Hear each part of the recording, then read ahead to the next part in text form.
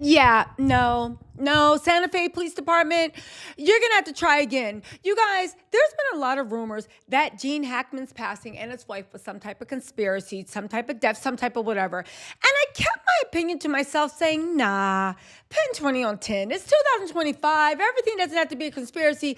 Baby, we have a full grown conspiracy. Do you know that the Santa Fe police and the coroner has now come out in an autopsy that should have taken at least a month?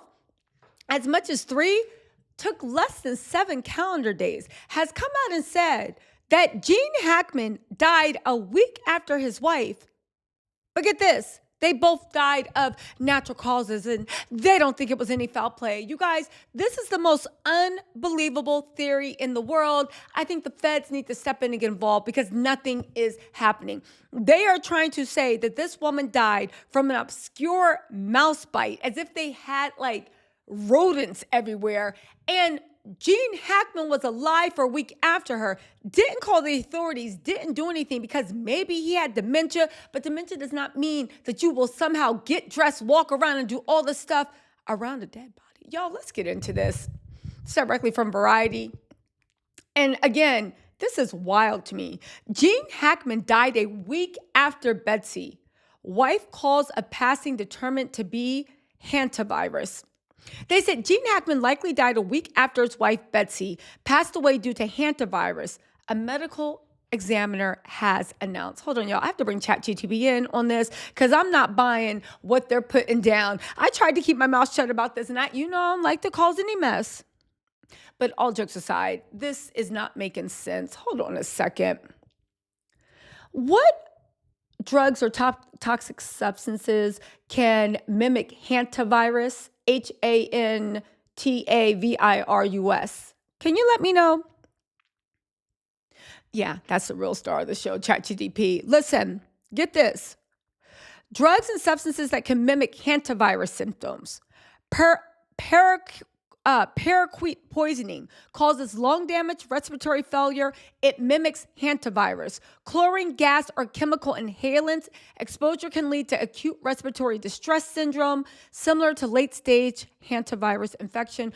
Also, the Colombian dancing deaths or methamphetamine overdose. Medical conditions that resemble hantavirus, Legionnaire's disease, leptospirus, that's a bacterial infection, severe influenza, COVID-19, or SARS. You guys, listen, have the police checked for paraquat poisoning? Paraquat poisoning, that's an herbicide, chlorine gas, or chemical inhalants, or even a meth, because this is not adding up. This is not making sense at all. Let's get back into the story, but I'm not buying this. Please, New Mexico, go back to the drawing board and get us a real theory and one that makes sense, okay? Listen, they said Gene died of a cardiovascular disease, with Alzheimer's as a factor as well, said Heather Jarrell, a chief medical examiner for the New Mexico Office of Medical Investigations. Can I just say this? Alzheimer's does not mean it was late stage, and if it was early stage, he definitely had pops of being lucid. And Alzheimer's patients forget who they are, where they are, but they don't forget that there is a dead person in the house that he has to step over and walk around. And what about the dog barking? And what about the 2 German shepherds? On top of that, he died of cardiovascular disease, but let's not forget he had a pacemaker. The pacemaker was a newer model. It connected to Wi-Fi. Anybody that knows anybody with a heart condition and a pacemaker knows that if any disruptions happen to their heartbeat, a medical ambulance and personnel are the personnel aren't, but the ambulance is dispatched immediately so they can get acute medical care. Can you explain to me how Gene's wife got bitten by a mouse that gave her a very rare virus that she passed away from? You were fine, but Gene saw her, stepped over her, did this, did that, lived his life for about a week. Then a week later, he had something happen, a cardiovascular event that caused him to drop dead on February 17th. But the pacemaker didn't do what it was supposed to do and notify the authorities to dispatch an ambulance. Yeah, that makes complete sense. Let's keep going. They said Betty died about a week earlier on February 11th due to hantavirus, a potentially fatal virus transmitted by mice. Jean and Betty were found passed away. Authorities said at the time they did not suspect foul play. At the news conference on Friday, Sheriff Aiden Mendoza said that the surveillance camera showed that Betty did errands on February 11th, visiting a Sprouts Market and CVS pharmacy. She also corresponded with a massage therapist by email that day. So, if you guys don't know, and this is what I'm just like, this is not making sense. Hantavirus, we'll call it, hantavirus. It causes severe lung inflammation, lung damage, and respiratory failure. Acute respiratory distress. How are you running around doing all this mess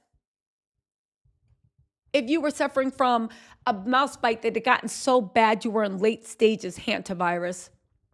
This is not making sense at all. At all. Again, she did all this. Anybody that's ever even had bronchitis or pneumonia knows that mess will have you out on your butt. You are not walking around going to Sprouts, buying, honestly, $20 eggs and $30 Sprouts. Why is Sprouts so overpriced, by the way? You are not talking on the phone to a massage therapist, and you are not, checks notes, going to a CVS pharmacy. And if you went to the CVS pharmacy, what did you pick up? It doesn't make any sense. Again, this is really, really scary that they are sweeping this under the rug. Her car entered the gated subdivisions where the couple lived around 5:15 p.m. No activity or communications were found after that date. Jean had advanced Alzheimer's disease as well as severe heart disease and a history of heart attacks. Authorities announced last week that the autopsy found that both bodies tested negative for carbon monoxide. The New Mexico gas company also thoroughly checked the home and found no significant leaks. Did they test Jean to see what he died of? Or are they stopping in there? Because honestly, this was too quick for a full-blown medical suspicious death autopsy. Just because you found something, why did you stop there? Why aren't you checking for these herbicides? Why aren't you checking for all this other stuff? And also, why aren't you checking Jean? The fact that you guys are piecing things together, the fact that they passed away like this is insane. On top of that, let's also not forget how many days it takes somebody to die of dehydration and starvation. If Jean was alive for about a week later, you're telling me he remembered to make himself something to eat and drink water and stepping over Betsy while a dog is either in a closet or something's going on and it's barking for its life? Was the dog's cage open or not? Again, I have questions now. Was the dog's cage open or not? If the dog's cage was open, what did that dog eat to make it do that? If the dog's cage was slow, Jean, did you not hear the dog barking? Again, you had time to get yourself water. You had time. He was very frail. You need water and you need food. I think you can go 3 or 4 days with your skinny without it severely affecting you. According to the search warrant, Betty was found passed away on the bathroom floor. Pills were scattered around the countertop. Jean was in a mudroom off the kitchen. It appeared that both had fallen by the floor. A passed away dog was found in a closet near her body while 2 other again, they're saying that he was in the closet near her body. Was he in a cage or not? Because if he wasn't, then why is the dog passed away? This makes no sense. A maintenance worker called the authorities after finding the door left ajar. Deputies went inside and discovered both bodies. According to the sheriff, Jean's pacemaker last registered an event on February 17th, suggesting he died 9 days before the bodies were found. The deaths were considered suspicious to warrant further investigation. Detectives recovered cell phones, monthly planner, and medications. Yeah, you guys, something's off. Something's wrong. And I don't care that I sound a little kooky and tin-hattish.